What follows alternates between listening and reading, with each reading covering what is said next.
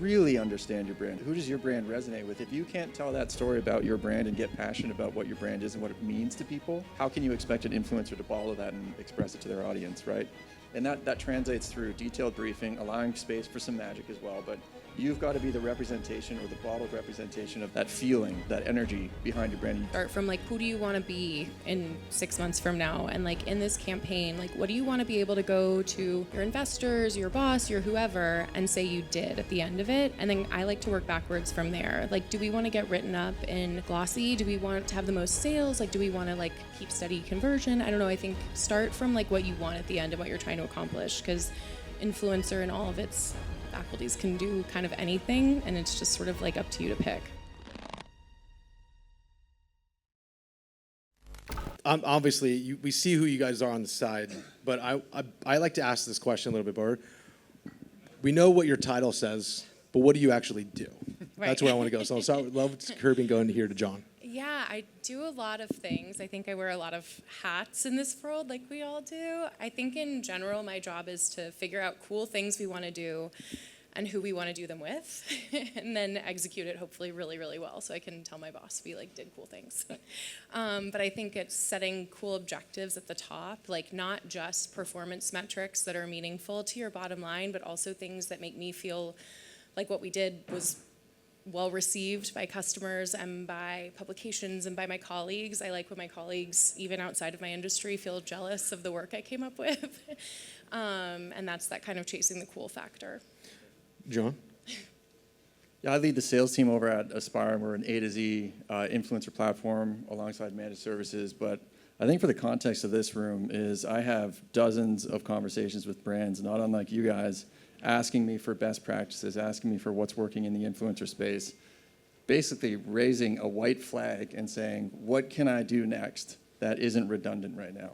So that's a question I have to answer basically every day. And this is a question that we go on, like even we go to the creator that you used was like Michael Cera. Like that was the wildest creative. It made total fucking sense. Did anybody know what I'm talking about? Their creator with Michael Cera. This was the Super Bowl ad that was like, wow. Can you just walk me through how that started? How was that? And first off, do we get to activate that on digital as much as you wanted to do? Oh my gosh. Okay, so that was a really, really, really cool ad that I'll tell you I was not a part of.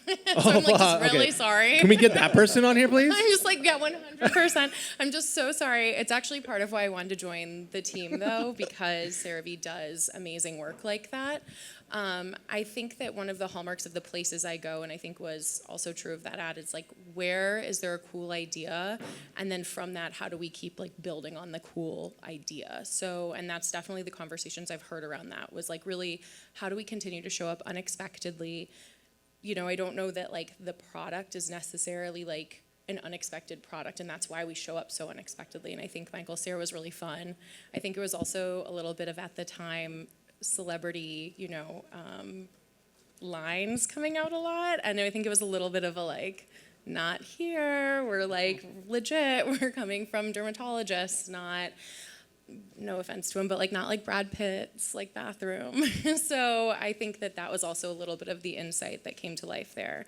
But yeah, I was not part of that, unfortunately. Do you think that's a really large bet on an influencer, for lack of a better phrase? He had no credibility in the space. He's loved by most people. Is that something that you're like, yeah, most people should be thinking about, especially on some of the brand events? Always be thinking about the audience associated with the creative personality that you're putting in place. Always. What are the attributes of the audience that you're trying to resonate with most? And that's where I think we saw a lot of that alignment. These sort of aloof, playful. The guys from Superbad, they're all aged up at this point. So, you know, skincare is all of a sudden a thing, you know? Do you think that because that rise, because there's this conversation around influencers starting products and they've already built this audience, and then all of a sudden they're like, oh, Mr. Beast, I'm just going to sell chocolate and fake Lunchables, or I'm going to sell really bad sugary drinks as a Logan Brothers. But they never necessarily, that brand alignment is forced. There's like, hey, like I have somebody that will buy something. When you're thinking about like the growth of influencer marketing at various sizes, how are you educating brands on thinking about this shit? You want to go first? Yeah, I mean, I think for me, one of the things I really think about is longevity in partnerships and authenticity being at the heart of it. So, I mean, coming from like an existing brand side, we really look for people who genuinely love and talk about our product from the jump. So not like coming in cold. And I think that for me, sometimes when a brand starts from a cold place as like the recipient of that, it feels really not normal or good. And it's like, there's like a trust thing there too. So for me, those types of brands don't make sense when they don't make sense. Like there's a creator I follow whose husband, Pia Veroncini, it's a great follow, but her husband is Italian and they are always cooking and it became like a series and they started an olive oil brand. Okay.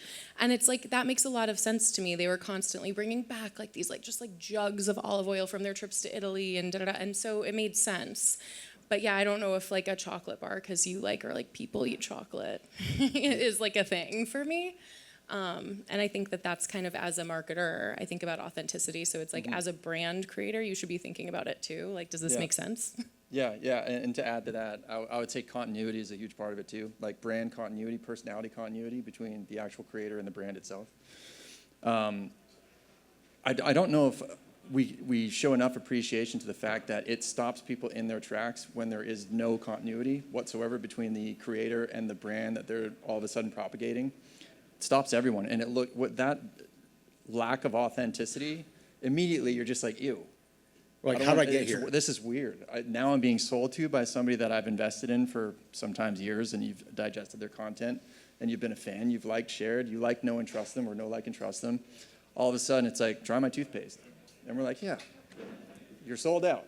You know what I mean? That's the terminology for it. Well, that's the hardest part, like on our creator side, is because we have a very unique product, and we have a unique brand alignment, and we know we have to be with them for ongoing activations.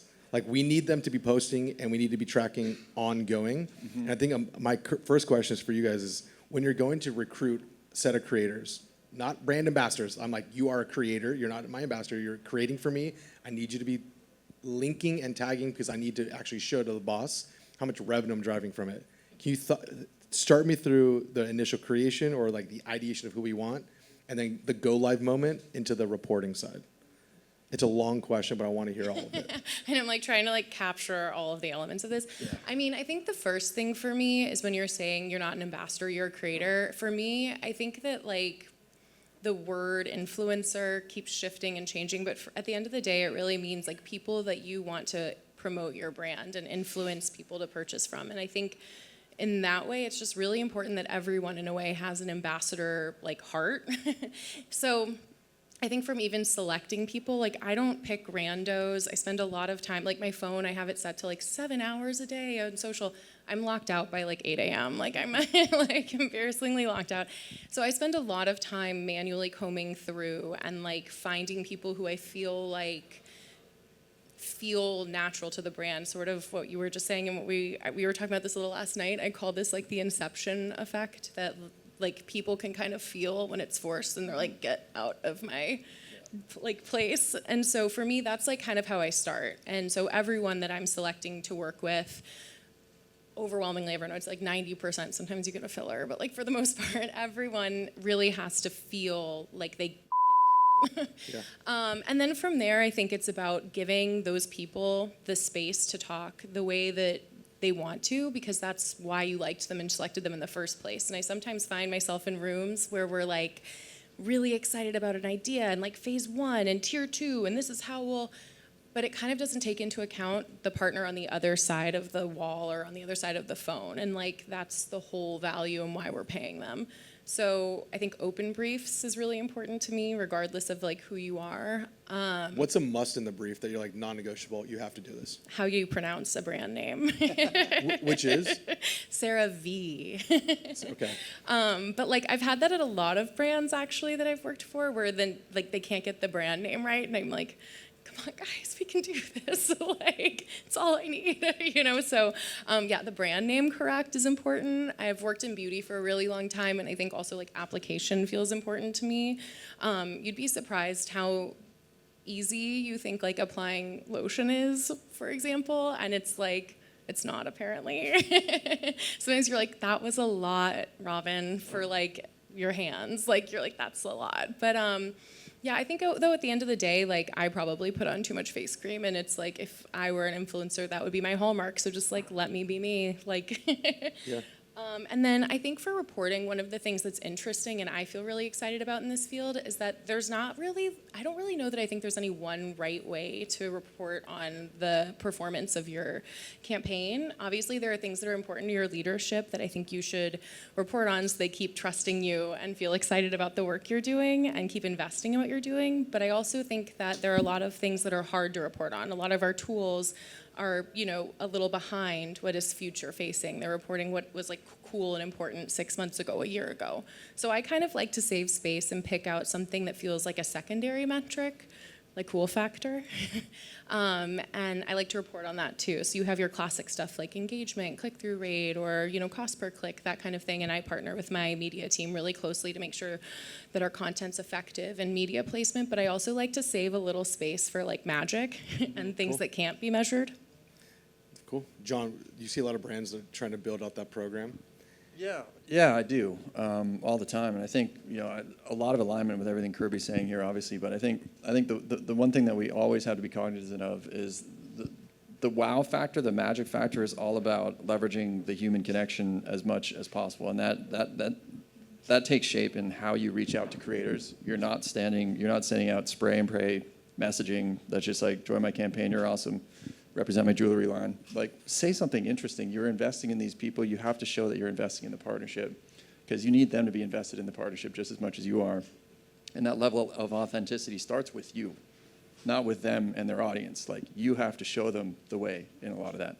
And then providing them with the framework, especially if you're going traditional influencer, which is sort of like not so cute anymore. This is like a professional It's real. performance marketing channel. My whole history is 7 years in performance marketing. Now I'm an influencer.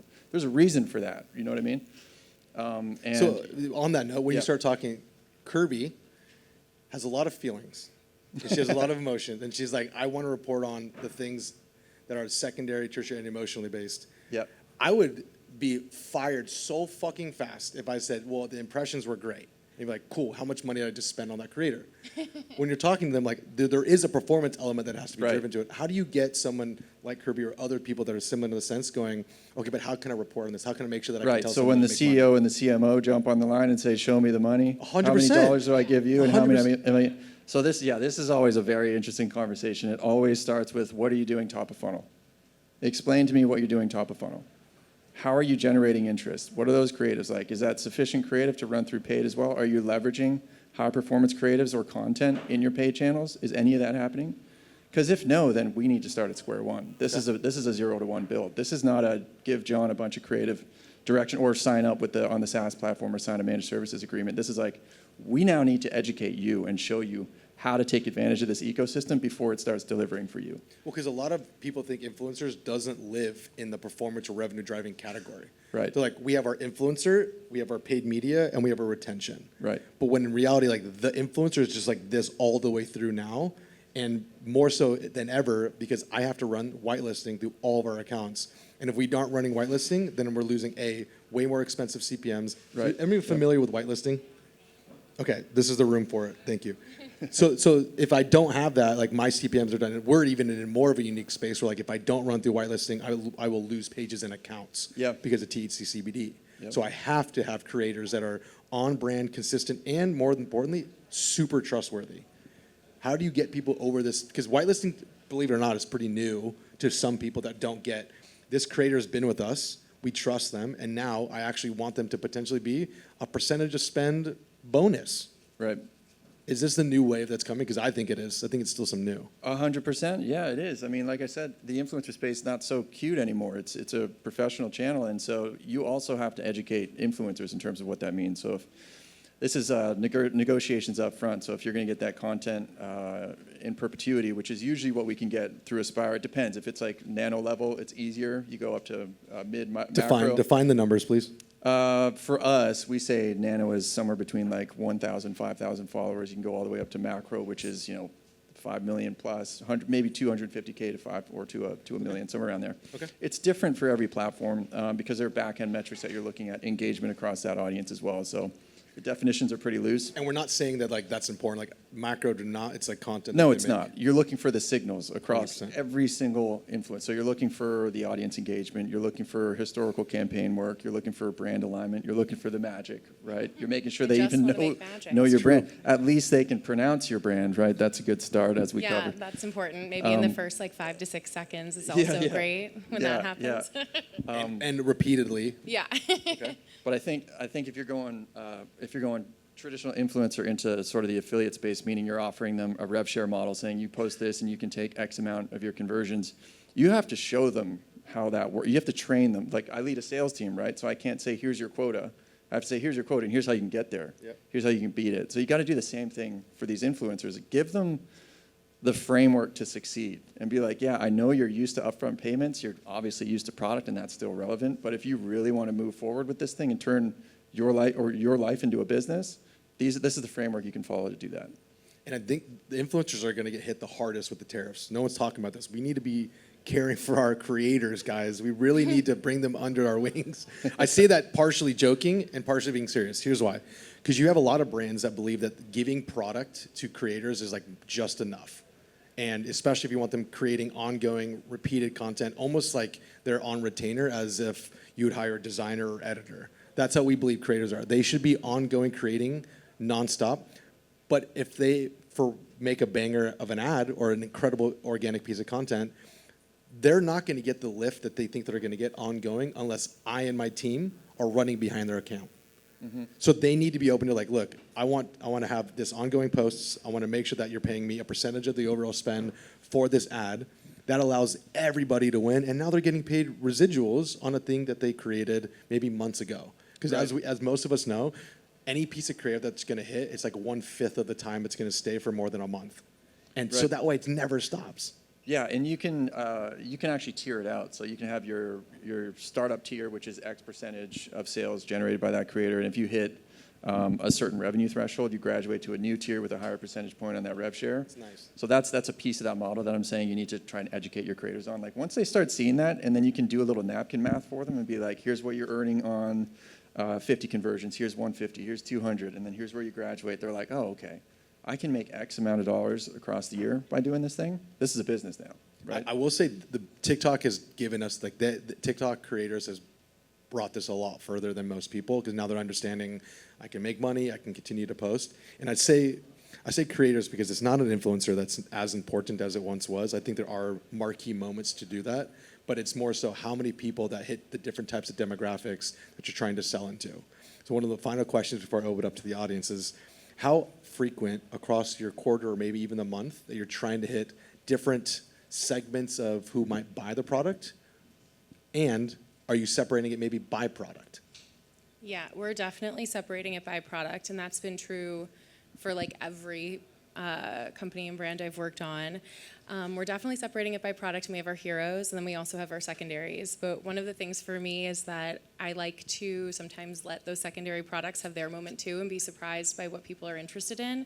I think we've seen a lot of like bangers come out of that. Things like Clinique Black Honey. There's like a lot of dudes in the audience, but Clinique Black Honey was a really popular lipstick with Clinique that was just like went away. Nobody cared about it. And then one girl on TikTok was like, this is it. And then they were like selling out, couldn't keep it in stock, had a total renaissance, and were like blowing like money out of the water with this. Sales were crazy. So Stanley, I think, That's is another crazy. good example of it. Like be prepared to be surprised and don't get like stuck in this idea that this product is for this person, you know? That's a good reminder because sometimes you're like, this is our hero, just run that. 100%. When I was at Strivectin, I'm excited to tell you this magical story that also has money in it.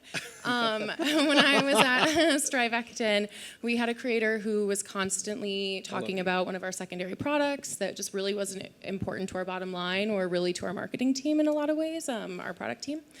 And she was like flirting with us in organic DMs, and my social media manager was like, at this point, we should just put your face on this box. And I was like, okay, but like, let's do it. So I went to like stickermyface.org and made her face and like had a lot of jokes. She loves cottage cheese. We had this like picture of her eating cottage cheese heinously like on the bottle and sent it to her. And we're like, we love you, more to come. And she was dying, posted about it. That month we had something like 25K in incremental sales on Shop My Shelf with her. That's what's up. Which is like amazing. Yeah, We that's love real. money. And then it's pretty magical, that money. And then Sephora called us, which was really exciting because we weren't necessarily a preferred product with them.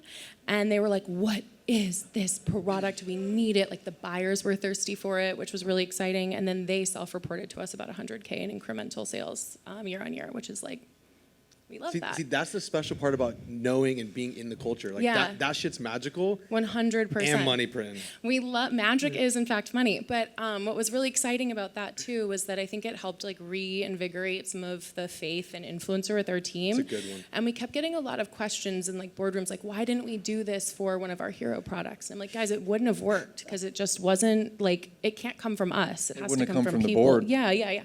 Right, exactly. I'm like, this isn't gonna work on that. So.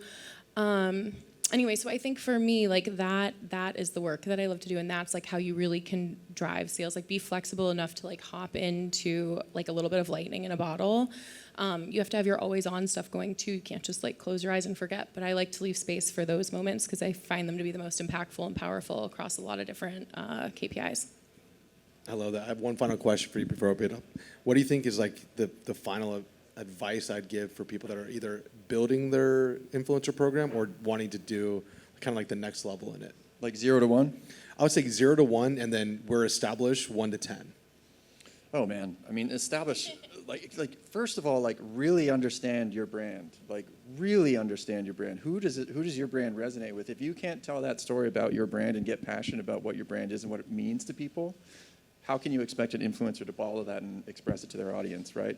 And that translates through detailed briefing, allowing space for some magic as well. But you've got to be the representation or the bottled representation of that feeling, that energy behind your brand. You've got to be able to clearly communicate that to influencers so that they can catch that and put their own spin on it as well.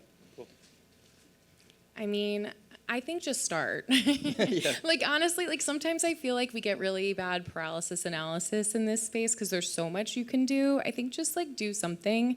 And I think also start from like, who do you want to be in 6 months from now? And like in this campaign, like what do you want to be able to go to your investors, your boss, your whoever, and say you did at the end of it? And then I like to work backwards from there. Like, do we want to get written up in Glossy? Do we want to have the most sales? Like, do we want to like keep steady conversion? I don't know. I think start from like what you want at the end and what you're trying to accomplish, because influencer and all of its faculties can do kind of anything, and it's just sort of like up to you to pick. Thank you both. Round of applause for these two real quick. Any questions on creators, influencers, program builds? Ooh, right away. Good eyes. Hi. How's it going? So my question is about when you find the influencers that you want to work with that are on brand, are you doing contracts with them? Like, it's not cute, like you're Yes. saying, but you're saying, like, you have to post about us a certain amount of times. Your posts have to stay up 30 days before you take them down. Yeah, we over-index on performance, and even Sarah. So Sarah's my program runner, to the point where she's like, relax. She's like, we can't track everything. We do need magic. I understand that, but because we're such a heavy performance team and we do so much of our revenue through paid ads, it's like we know, we run them like our designers. I need this much pieces of creative. It has to have this much with product in front, and we're pretty explicit because these people are kind of aloof, and they think that they, more or less, they take this job serious, but they want to be artists around this. And so you have to give them some sort of areas that they need to execute within. So I believe that it needs to be like a range, but there's a minimum and there's a maximum of all creator posts, as well as like access to how long we can run this for if they want to actually be compensated over time. I think so. I'm in the beauty industry, and I give out a lot of stuff. Yeah. And so it's sometimes I just hope they use it and get seen using it. It's not even a contract thing, you know. I feel like in the beauty industry, and it's sometimes in the apparel industry, it's going to be like that. But what's difficult is if the expectation, and it's always been this expectation, is like, you're just going to keep sending me product, and if I post, I post. And it sucks, because now that's real money. Like there's dollars in that. We have like line items of saying how much gifting or happiness budget we can give. There's a point where like that actually doesn't make sense to do this. And now you have tiers of creators where like, I hope this level of someone that has this much following shares and posts about us. Cool. But then there's the other ones where you're like, I need assets, I need images, I need videos of this product in use, and it's like you got to be a little bit more ruthless, for sure. Especially when you get the rights in perpetuity for the content. Because you might strike gold on a random piece of content there that you can then turn into a paid ads component immediately. And now you're getting crazy ROI on a low value investment. So then the content creator doesn't own it, even though it's their Right. face, their message. Yeah, or and that it's can your be, message. yep, and that can be baked into the contract. So it's really, really important. I would also say contractual agreements set the benchmark, set the tone for the partnership, and say these are the Yeah. baseline expectations. If they're not met, you save a lot of time moving on. I mean, this is sort of residual cutesy phase stuff, right? This is a professional industry. We got to represent it accordingly. Something we've it's a good done question. in my past lives too is that if we see someone, it sounds like you're doing a lot of sampling and seeding. If we see someone organically or even just unpaid using a product that we love the asset, you can go in and negotiate rights afterwards and pay them kind of after you've seen the asset. And that's sort of a nice way if you're feeling like you're not getting good traction on your seeding and sampling. Maybe start like paying some of the people when you see it in real life. You don't have to do this like upfront contracting always. You can kind of be in it, and I think that's a nice way to capture authenticity too, and we've seen those ads perform really, really well for us in paid. And I think also going back to like, what are you trying to accomplish? If you're trying to use this content as like a content factory, that type of contract will look really different than more of like an open brief, creator-led story that's more about awareness. So you might have like 3 to 5 different contract templates going based on what you're trying to accomplish in a given time period or campaign. That's super good. I'm going to go front and then right behind you to Colby. I kind of want to. Can you hear me? Yep. Yeah, I kind of want you guys to pull on the thread that Nick started with the role that AI is going to play in influencer marketing. I really want to see what you guys think about. Will AI replace human creators? Are you guys using it now? I love this conversation. Let's go. Yeah, we I covered know, this we briefly last night. We have interesting opinions. My opinion is like it's kind Yo, of don't give me like a real. Don't fucking vanilla corporate talk. Give me. I think okay. Right now it's horse shit. Right now it's horse shit. I'll tell you why. I just don't see the human to machine parity taking place. We've called up this component of magic several times at this point. That is a human element. Navigating the relationship between a creator and the audience, and then you and the creator, that's all human. So the day when, here's one of the problems with AI-generated influencers is you can run that at scale, which means at volume. Yeah. And at volume, it always comes at the cost of quality. Always, no matter what. And in sales, like when you spray and pray email is a good example of that, right? The quality's gone. The connection's gone. That's where I see this AI thing right now with AI influencers. Secondly, and this could be a plus, they don't eat, they don't travel, they're always awake, they're always available. So it could easily fall in a new direction. You know what I mean? This is AI. Like, it's powerful stuff. Magic woman. Yeah, I think it will only go by that now. It's my government name is Magic. I really think it could be a powerful tool for things like retargeting ads or something like that, where you're already not doing a lot of like magical work, and you can feature a person, and it's a little bit like a person, and it's a little bit easier. I think in terms of like, I mean, like, I feel like you're not cool if you have to say you're cool. Like, the cool kids don't say they're cool. And the whole reason that you want influencers or creators, UGC people, is because they're giving validity to your kind of proposal that, like, we're the brand you want to use, and these people are saying it. So if AI is coming from yourself as a brand, I don't think it's going to capture what you need it to capture, which is the authenticity, the validity, the validating, like what you're saying. If it's coming out of influencers, I think it might start looking like a different story. And I think there's a way to use it as like people feature in a way, because it is such a literal machine, and that's where I think it could be like a retargeting ad. Like if you're on thesaurus.com, maybe it's a cool place. But in terms of like, you know what I mean? But like in terms of like an actual story and like allow listing and that kind of thing, I don't see it there yet, or maybe ever. All right, I'll take the opposite side. So when you're getting an ad and you're like, oh, whoa, like who's this person selling me this fucking thing? And you buy it. Do you care if that person's real or not? You don't know them. You don't know them. They hit your feed, you got 30 seconds, they convince you, I buy the drink, I'm done. Now, you find out after the fact that person was not real. Do you feel any different about the product that you just bought? Do I No. like the product after I got it? That's a the good question. That's a good question. So say it's a quality product. You have an AI making this ad, and you're like, oh, I'm convinced this is great. My neck is so much stronger, iron neck. All of a sudden I feel it. Or if it's a real person trying to sell you on magic, and you're like, wow, that looks so real. I don't think it cares.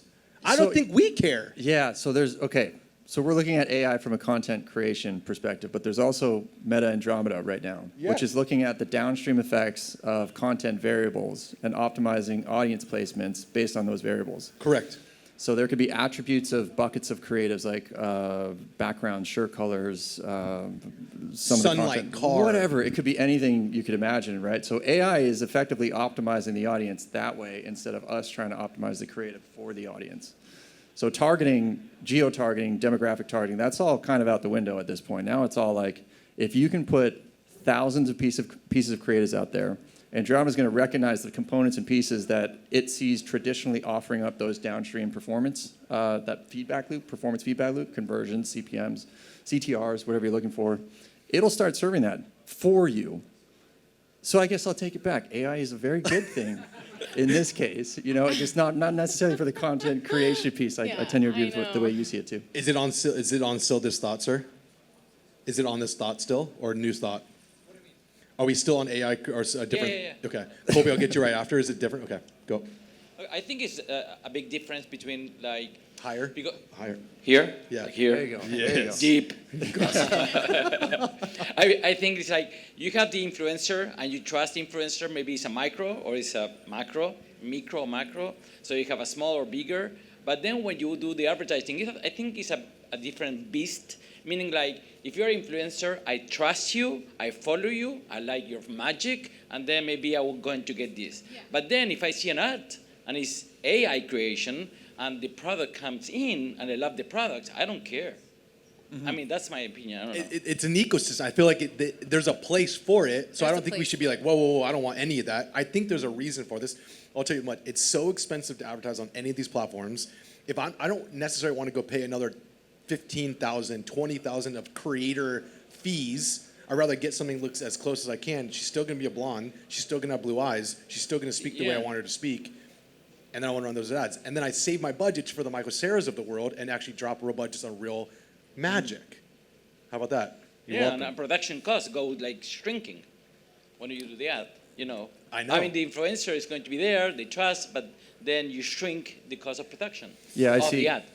The ad. So with our data at Aspire, we know that it takes somewhere between 10 and 13 impressions for influencer generated or UGC to actually result in a conversion. So I suppose you could do the math on that and substitute AI influencers for 2, 3, 4 of those impressions. And maybe, I don't know, I haven't seen data on this, but yeah, that's where I would experiment with it for sure, because you're right. I don't think there's data on that. That's the issue, is like it's so new, but it's still so interesting, because I know if any of you guys were able to get something of an AI creator as close as possible to a brand avatar, you do it because of the cost. Because we all need it. It's a squeeze that we're getting everywhere else. If I know I can't turn my ads off, I do need volume, I do need creative, I probably will want to go here. And also I love the recycling that we're doing today. Like you have somebody talking about the products, now you convert that in an ad, and then you convert that in a, I don't know, steady ad. Or maybe Website, email. Yes, we recycled so much today with that. The content creator and, brands, I think. For sure. That was clever. Great point, thank you. Colby? Yeah, is this on? It is. Kirby, you said something interesting at the end, talking about like alternative objectives to influencers, so like getting written up in glossy or something like that. Is that something you can consciously plan for and like tactically execute, or does that just kind of happen as you're doing it? It was always a plan. No matter what. I think sometimes, I think it depends. Like, I mean, I know that sounds wish-wash, but like, I don't know, I really just try to leave a little bit of space for like where things could go and be cool. But I read, I don't know, if you're like a curious person and you read a lot of different things, it gives me ideas of where, like my work would fit in here, my work would be cool here. For example, when like Be Real came out, Does anybody remember the R.I.P. R.I.P. I know. Does anybody remember that moment in time? But when Be Real came out, some brands started using it. I think it was Taco Bell started using it for discount codes for their like most loyal consumers. And then that was getting written up about in a lot of different ways because it was a really unique way to use a new platform that had like almost no other commercial value. And so to me, that's an example of like just the way my mind works when there's newness. I'm curious and I like to test and play and be like playful in those places. And if I'm not going to get value for views, engagement, cost per clicks, whatever, what other value is there? And so that's how I kind of like to think about it. What can I bring home out of that? And so that's a great example. I think Taco Bell was written up like a gajillion times for the way they were using Be Real. And it's like, it's just cool to be winning in that, like in a professional way, if not in a consumer purchasing way. Colby, what we found on this, because we did this activation with Jake Paul for his boxing event, and we got TMZ to pick up some of our in real life blow up drinks. And we were looking at like a list of people. How many of these people are getting active mentions in media ongoing? And we're like, well, that's a huge moment. We probably should be there. South by Southwest, huge moment. Coachella's happened, Stagecoach. So you started seeing some of these creators are like, they're probably going to be there. They're already going to be in the frame of creating. They might get written up. They might be able to amplify it because there's a moment. That's when you start realizing there might be some benefit follow through that they get from a PR standpoint. But it's kind of like your influencer person has to be pretty dialed in of like who's on our hit list, what are the events coming up. And so it's pretty integrated overall. But that's how you get the Glossiers or the repeats or the TMZs. Going more macro side versus just nano influencer? Because the macros they're gonna pull the headlines. Like the micros, unless you have like a conglomerate of micros gonna discuss it, it's not gonna hit They're headlines. usually being followed by publications like that to begin with. Yeah, I would say even mid tier. It's people that like are socially relevant rather than just like the super micros. Hi, just a question on Meta ASC campaigns, which are being pushed left and right. How are you thinking about funnel? Because you can't really target an ASC top of funnel, mid, bottom. How does UGC partnerships play into that? Are you even thinking about that? And then just separately, we've been getting a lot of inbound from Google on Brand Connect as a competitor to TikTok affiliate campaigns. Interesting. And so just wanted to hear your thoughts on YouTube Brand Connect. So two very random I have things. a lot of but- thoughts on Brand Connect. I'm not super familiar with it. I'm not going to sit up here and bullshit with you because you'd call me out on it anyway. So I'll leave that there. Can you go back to the first question, though? Yeah, just with Meta pushing ASC, and it's hard to do top of funnel, mid funnel, bottom funnel. How are you thinking? Are you using UGC in any way to think about that? Because as a brand, it's just. Can I re-ask this question for you? Yeah, sure. Okay, no problem. And I'll also keep that for Nicholas towards the end because we talk about campaign structures a little bit. So because of the ASC campaign and the reliance of AI for metas, for the audience segmentation, how are we thinking about, or what is our recommendation on actually creating top of funnel content through UGC or creator content when we can't necessarily target as much in the ad account? Oh yeah. This is about language. This is about the language and the content. I think there's certain language that is more conducive to awareness. This brand is great for this lifestyle. This brand is like lifestyle leading creatives versus if I didn't have a product like this, I wouldn't be able to accomplish X. Or take it down a notch to like now you're talking about demo UGC. Now you're talking about opening up product release UGC. So it's all about the content. I hope that's translating well. But I see the problem. I definitely see the problem. Whereas you could otherwise just target all through the funnel traditionally. Now you've got to kind of tailor your content to meet the funnel criteria. So just to kind of rephrase that, top of funnel, we're talking awareness, we're talking lifestyle. Mid funnel to late funnel, we're talking if I don't have this, I'm suffering. If I don't have X, I suffer with Y. This is a box opening, I think, is a really, really big one as well here because that shows the practical application of the product and in use, it's almost like a traditional hero shot, and that's more inducive to purchase decisions on the spot. That's a really good question. It's complex. I don't know if you have I don't thoughts. have an answer. Yeah, it's a different one. Yeah. I'll cover you a little Screwed. bit. I'll cover you a little bit deeper on this too because you short answer is no. You're not looking to segment this as much. Long answer is it's just unique ASC campaigns Yeah. for landing pages that they're not able to get overall. So like in some of our ASC campaigns, we have basically one core product, two core products now that we're able to sell. All the content is, this ASC is just my top of funnel content. This ASC is a lot more middle of funnel content. So I'm using it as an organizational structure rather than necessarily of like, I need to put everything in here. Granted, there are going to be performance issues if you do not have the diversity of creative in each ASC campaign. That is the Andromeda bullshit we're all dealing with now that rolled out about a month ago. So when he's talking about you need creative diversity, that says this is going to be an unboxing because that's more top of funnel, or this is a heavy benefit slash feature content. That's a little bit you're in it, you know it's something aware of. This is a hope and pray, trust Meta that you got your thing correct situation. Yeah, you're kind of asking a question that Andromeda is sort of here to just remove altogether. That's why it's so. Or so they're telling us. So they're telling you. We don't know if we're in the matrix right now as well, right? So we don't really know. It's complex, but we can't come at it from a scarcity mindset. It's got to be a mindset of abundance, being like, okay, this is different. But ultimately, the goal is to net ourselves more conversions down the line, is to net ourselves a larger audience. So when you have that thinking in place to start, what does that mean for your brand? And then you can create content for that messaging at scale. We're told Andromeda can do the rest of the work for us. So we sort of, it's a bit of a leap of faith at the moment. But Andromeda, if you think about it on the other side, what's Meta's point here? What are they going after? They're looking for authenticity.